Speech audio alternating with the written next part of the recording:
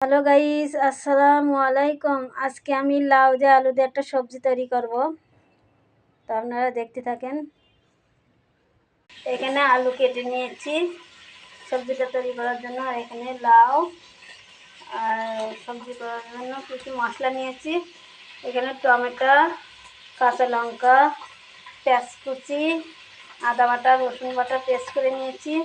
এখানে ধনে পাতা। প্রথমে কড়াইতে আমি তেল দিয়ে দেবো।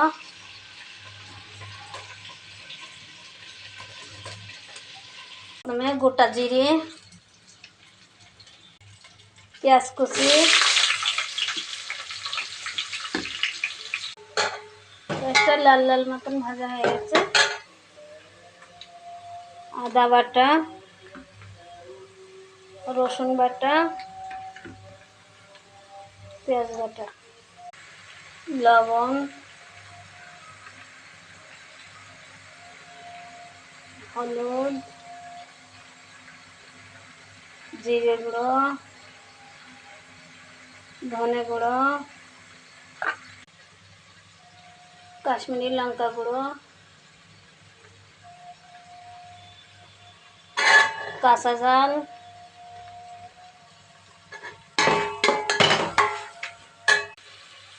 মশলাটা কষানি হয়ে গেছে, মশলা থেকে তেল ছেড়ে দিয়েছে। এবার আলু দিয়ে দেবো।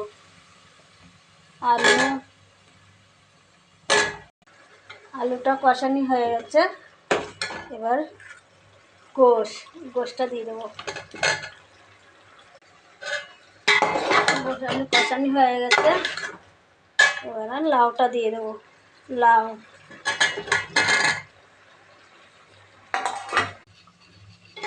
তরকারি কষানি হয়ে গেছে।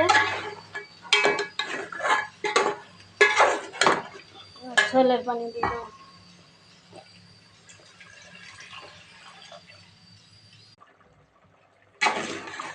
তরকারিটা হয়ে এসছে। ধনে পাতা দিয়ে দেবো।